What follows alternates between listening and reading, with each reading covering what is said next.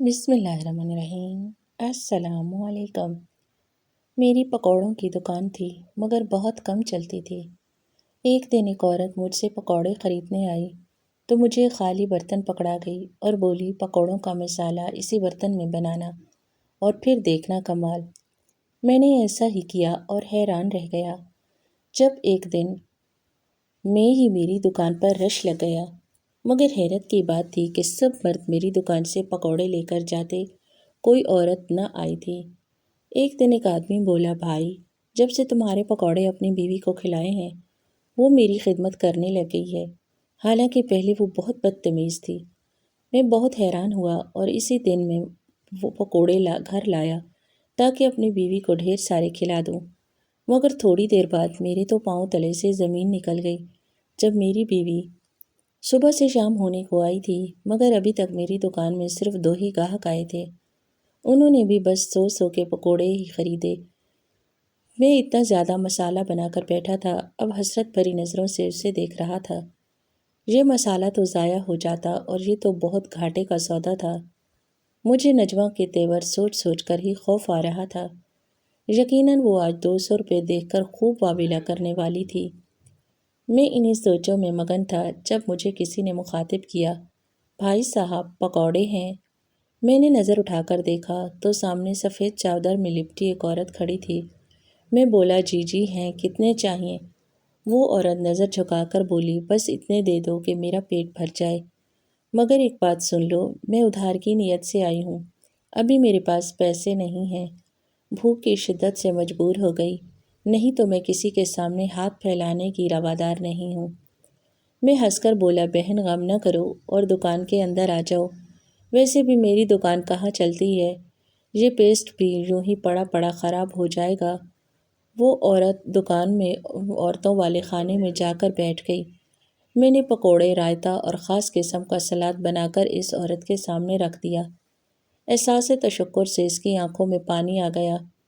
جب کھا کر وہ دکان سے باہر جانے لگی تو بولی، بھائی صاحب میں یہ قرض ضرور چکاؤں گی۔ میں بولا، بہن یہ پکوڑے میں نے آپ کو اللہ کے کھاتے سے کھلائے ہیں، اس سے میں اپنا نفع لے لوں گا۔ وہ عورت چلی گئی تو میں نے باقی بچے پیسٹ کے بھی پکوڑے بنا لیے اور سڑک پر پھرتے بھکاریوں میں تقسیم کر دیے اور کچھ گھر لے گیا۔ وہی ہوا جس کا ڈر تھا۔ نجمہ نے 200 روپے دیکھے تو مجھ سے لڑنے لگی۔ وہ بولی، زاہد میں تو اس دن کو کوس رہی ہوں جب تم سے شادی کی تھی، میرے والدین نے نہ جانے کیا سوچ کر میرا رشتہ تمہارے ہاتھ میں دے دیا تھا۔ میری باقی بہنیں اپنے گھروں میں راج کرتی ہیں اور میں یہاں اپنے نصیبوں کو کوس رہی ہوں۔ روز روز روٹی کے ساتھ پکوڑے کھانے سے میری زبان گوشت اور سبزی کے ذائقے کو بھول گئی ہے۔ میں شرمندہ سا بیٹھا تھا۔ میں بولا، نجمہ غم نہ کرو، اللہ اچھے دن بھی لائے گا۔ وہ برتن پھینک کر بولی، اچھے دن اس جنم میں تو نہیں ملنے والے مجھے۔ میں بھوکا ہی جا کر اپنے کمرے میں لیٹ گیا تھا۔ صبح میں دل سے کام پر چلا گیا۔ ابھی پیاز ہی کاٹ رہا تھا کہ کل والی عورت پھر سے آ گئی، بولی، بھائی صاحب آپ کا ادھار چکانے آئی ہوں۔ میں بولا، بہن آپ تکلف مت کریں۔ اس نے اپنی سفید چادر کے نیچے سے مجھے ایک بڑا سا برتن نکال کر دیا اور بولی، آج مسالہ اس میں بنانا، انشاءاللہ دیکھتے ہی دیکھتے تمہارے دن بدل جائیں گے۔ میں نے وہ برتن تھام لیا اور اس عورت کا شکریہ ادا کر کے اپنے کام میں مصروف ہو گیا۔ مجھے اس عورت کی بات پر کوئی اعتبار تو نہیں تھا کیونکہ برتن بدلنے سے نصیب کہاں بدلتے ہیں، لیکن چونکہ وہ برتن کافی بڑا اور کھلا تھا اس لیے میں نے اسی میں ہی پکوڑے کا مسالہ بنا ڈالا۔ ابھی میں اس کام سے فارغ بھی نہیں ہوا تھا کہ 2 گاہک آ کر کھڑے ہو گئے۔ ایک بولا، آج میری بیٹی کی سالگرہ ہے، مجھے شام کے 6 بجے تک 2000 روپے کے پکوڑے چاہیے۔ میں تو ہکا بکا ہی رہ گیا۔ میں نے خوشی خوشی تمام معلومات لکھ لی تھیں۔ دوسرا بولا، مجھے بھی 500 کے پکوڑے چاہیے۔ میں نے پکوڑوں کے پیسٹ کی جانب دیکھا تو وہ تو بہت کم تھا۔ میں نے اس کا آرڈر بھی لے لیا، غرض یہ کہ شام تک میں نے 4 بار پیسٹ بنا ڈالا تھا۔ واپسی پر گھر جاتے ہوئے میرے پاس ایک پکوڑا بھی نہیں بچا ہوا تھا۔ میں بے انتہا خوش تھا۔ میں نے نجمہ کے لیے ½ کلو چکن کڑھائی لی۔ جب میں گھر پہنچا تو اس کی خوشی کی انتہا نہ رہی۔ وہ بولی، زاہد تمہارے پاس اتنے پیسے کہاں سے آ گئے؟ میں بولا، اللہ نے تمہاری دعا سن لی، بس آج سیل اچھی ہو گئی تھی تو تمہارے لیے گوشت لے آیا، کل تم نے فرمائش کی تھی نا۔ وہ بڑی خوش ہو گئی تھی۔ دراصل میں نے اپنی زندگی کا آدھا حصہ تنہا ہی گزارا تھا۔ میں اپنے والدین کی اکلوتی اولاد تھا۔ ہمیشہ سے ہی بہن بھائی کی کمی بہت محسوس ہوتی تھی۔ پھر 15 سال کا ہوا تو امی انتقال کر گئیں۔ مجھے یوں لگا جیسے میں بھری دنیا میں تنہا رہ گیا ہوں۔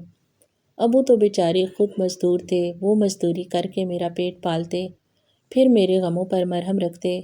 ابو صبح کے گئے شام ہی لوٹتے تھے۔ وہ مجھ سے چند باتیں کرتے، اسکول کے متعلق پوچھتے تو میں کہہ دیتا کہ جی میں اسکول جاتا ہوں، مگر حقیقت میں ایسا کچھ نہیں تھا۔ میں نے تو امی کی وفات کے بعد سے اسکول کی شکل تک نہیں دیکھی تھی۔ میں سارا دن آوارہ گلیوں میں پھرتا رہتا۔ ابو مستری تھے، چھت سے گر پڑے تو ریڑھ کی ہڈی پر چوٹ آ گئی تھی، اس لیے انہوں نے مستری کا کام چھوڑ دیا تھا۔ پھر کچھ عرصے کے لیے بستر سے ہی لگ کے رہ گئے۔ تب ابو کو علم ہو چکا تھا کہ میں نے اپنی تعلیم ادھوری چھوڑ دی ہے۔ وہ بہت روئے، بولے، ظاہر تو بتا میں تیری ماں کو کیا جواب دوں گا؟ وہ مجھ سے پوچھے گی نہیں کہ میں نے اس کی تعلیم پر کیوں نہ توجہ دی؟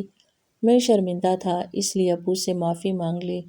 میں ان کی اکلوتی اولاد تھا، ان کا واحد سہارا تھا۔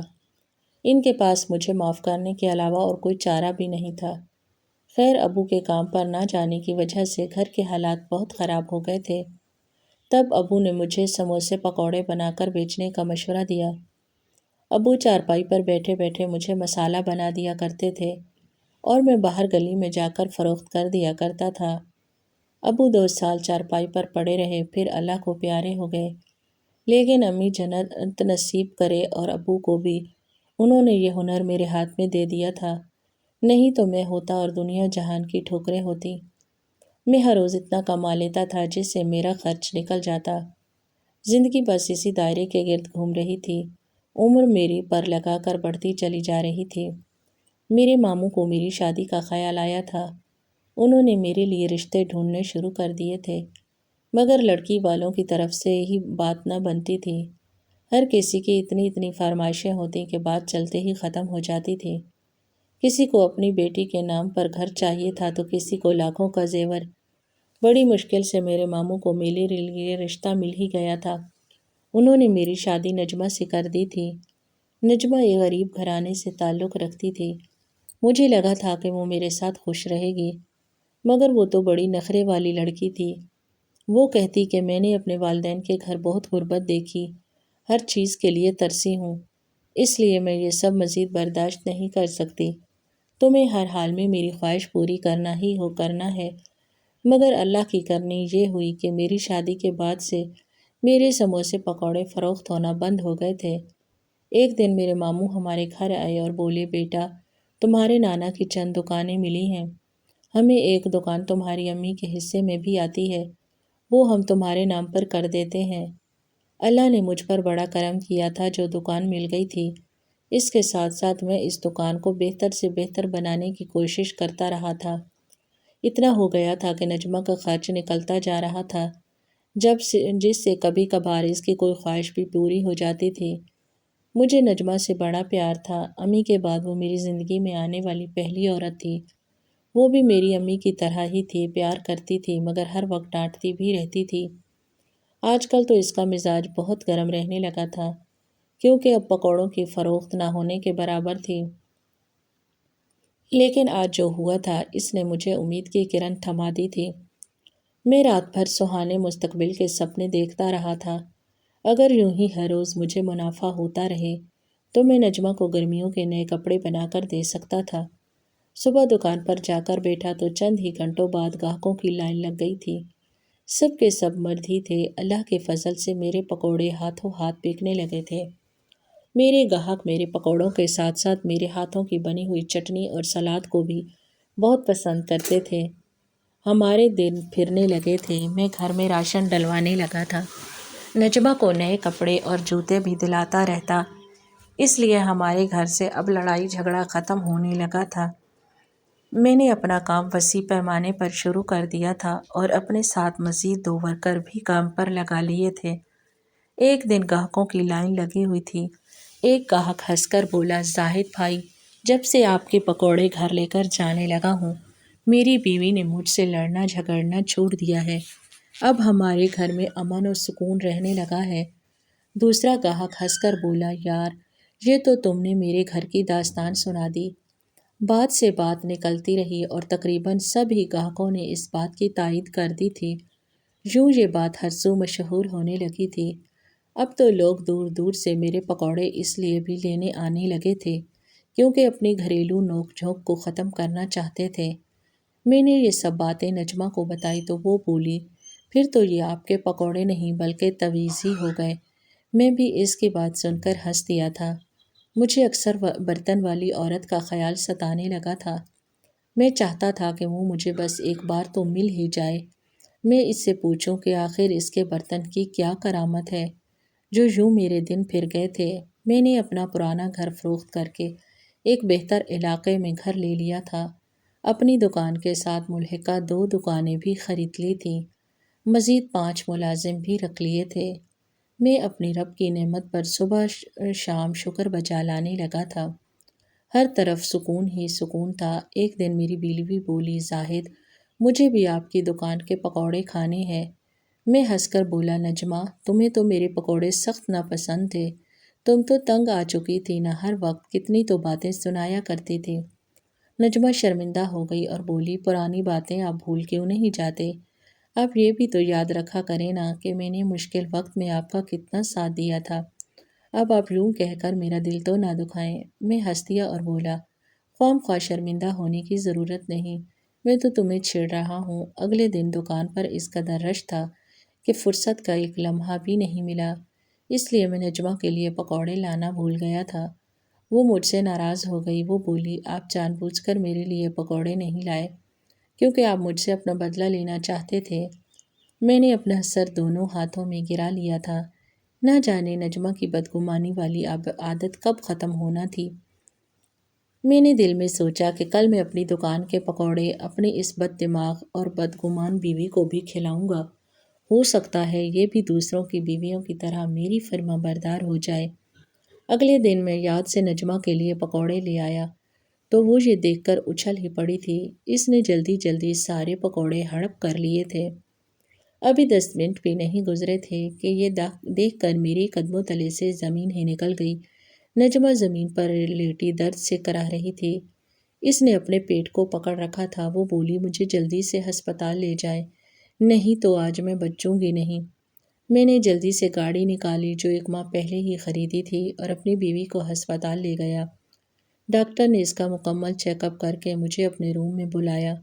میں گیا تو ڈاکٹر بولا، مسٹر زاہد، میں جو بات آپ سے کرنے والا ہوں وہ آپ نے نہایت آرام سے اور تحمل سے سننی ہے۔ آپ کی بیوی کے معدے میں چند سال قبل کوئی السر بنا تھا، شاید جسے آپ نے نظر انداز کر دیا تھا۔ کبھی کبھار کوئی درد کی گولی کھا لی اور بس وہ السر بگڑتا بگڑتا کینسر کی شکل اختیار کر گیا ہے، اور آپ جانتے ہیں کہ آپ کی بیوی کا کینسر آخری سٹیج پر پہنچ چکا ہے۔ یہ تو آپ شکر کریں کہ آج ان کے پیٹ میں درد ہوا اور آپ انہیں ہسپتال لے آئے، نہیں تو آپ کو کبھی اس بات کا علم ہی نہ ہوتا، آپ کی بیوی کی بیماری کی تشخیص ہی نہ ہوتی اور ایسے ہی ایک دن یہ اس جہان فانی سے کوچ کر جاتی۔ اب ان کو دوا دیں، ہو سکتا ہے ان کی صحت میں بہتری آ جائے، مگر میری رپورٹس کہتی ہیں کہ ان کے پاس زیادہ دن نہیں بچے۔ ایک کوشش کیجیے گا کہ مریض کو ان کی بیماری کا علم نہ ہو، نہیں تو وہ وقت سے پہلے ہی چل بسیں گی۔ میں ڈاکٹر کی باتیں سن کر سن سا ہو گیا۔ میں نجمہ کو گھر لے آیا اور اس کی خوب خدمت کرنے لگا۔